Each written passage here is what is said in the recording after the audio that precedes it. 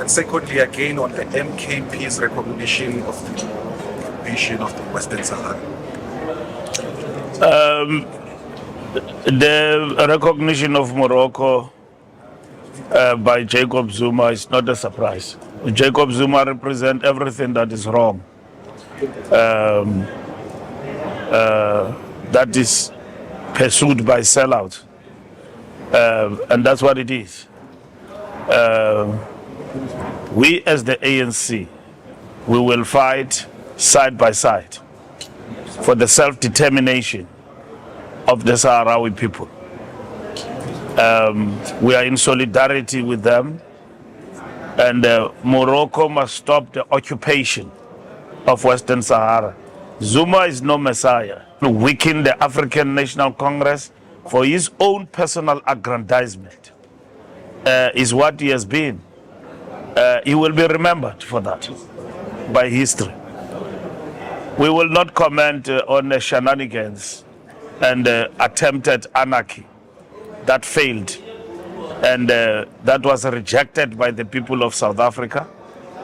Law-abiding and people who love this country and uphold the rule of law will understand that what the president has done to process the allegations that were made is the correct thing to do by a sitting president in a constitutional democracy, which is what President Ramaphosa has done, and that's what we as the ANC support.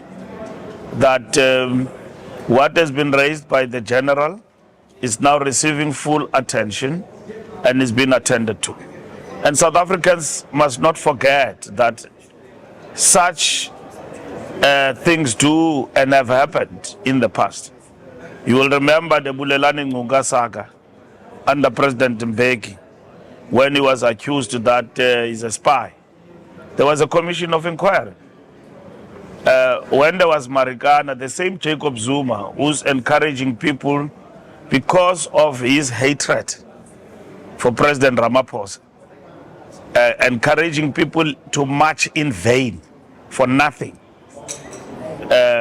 established a commission under Marikana, which decided that Ria Pierre, as a commissioner of police, must actually step aside. President Ramaphosa has done that in the constitutional democracy to investigate, to establish the root cause of this. And when the commission comes with its recommendations, the president will be expected to implement. The same Jacob Zuma, who's marching today, established a commission for General Cele. General Cele was removed as a commissioner of police precisely because of allegations that were made, a matter that was overturned by the courts, a commission that Zuma established, which was chaired by Judge Muloi. So this is nothing new.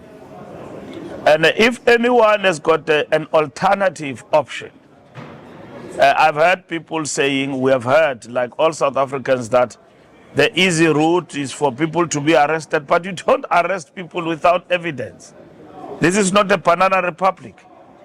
Things must be processed, and then once processed under the principles of our jurisprudence that guide us, then on the basis of that, you then charge at individuals, and at the same time, the law will then prevail. So there are no shortcuts to this. And this commission has got broad terms of reference to look at the policing in our country and all the allegations and what can be done. After every 3 months, we'll get a preliminary report with specific recommendations, but equally the commission can make recommendation on anyone, on anything, whilst it is in session.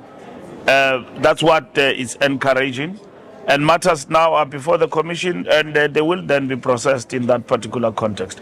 We support the upholding of the rule of law.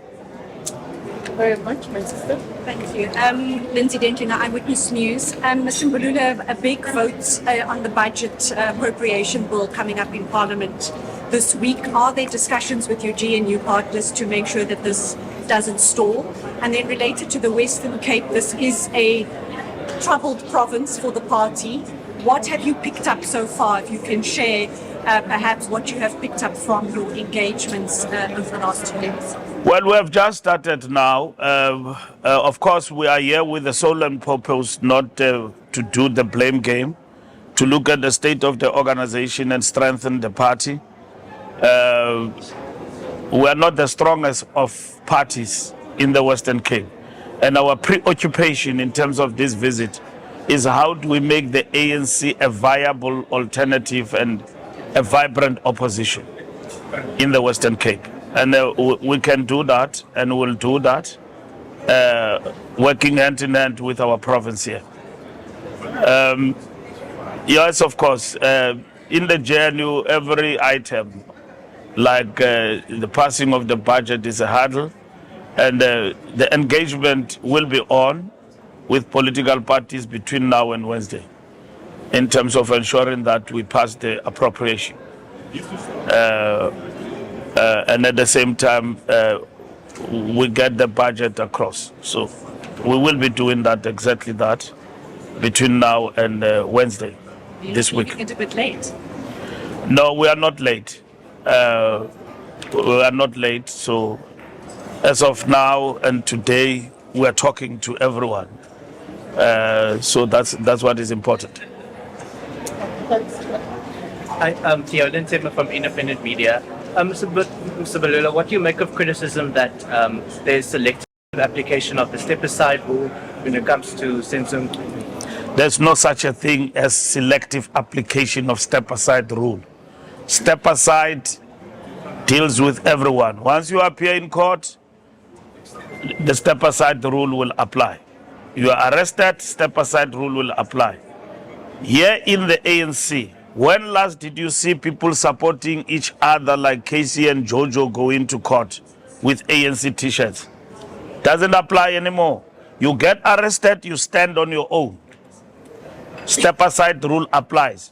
Those who vulgarize things shamelessly will say that no, the step-aside rule doesn't apply to Senzo. President have put Senzo aside with immediate effect. Argue the question of how that has happened, but is aside. We've got an acting minister who's chairing the meeting here inside. And I've explained to you, and I'm repeating it again, that Senzo will not step aside in relation to the ANC as an elected member. And he's got an opportunity now, in terms of the Audi principle, to also state the side of the story, of his story. Now, once we listen to that, it is also evaluated in terms of facts by a competent, independent judge and a panel, judicial commission, like the president have appointed. Then we can pass judgment. Let's allow the process to follow. This is what all South Africans look forward to. And then even ourselves, we're looking forward to that. So the principles of our jurisprudence allow that somebody's story must also be listened to. And if there's any wrongdoing on him and all of that, the ANC, in terms of its renewal process, things kick in. There are many ANC leaders and members who are on a step aside, who have appeared in courts, who have been arrested. We are the only party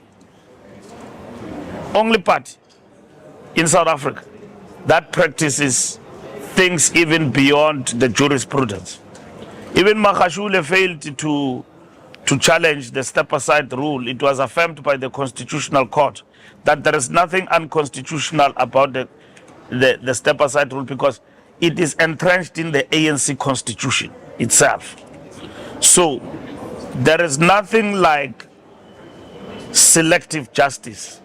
And and at the same time selective application of the rule of step aside on ANC members. There is nothing like that. If you are arrested, you appear before the courts. Even before you appear before the courts, once you are arrested, you step aside. So there are many members of the ANC who have actually been affected by this rule. Nobody else. All political parties in this country, you get arrested, you still stay on as a member. They only apply presumption of innocence. They don't apply other rules. The ANC, presumption of innocence, but over and above that, in terms of our constitution, we implement the step-aside rule for members of the ANC who are facing challenges of being chased by law enforcement.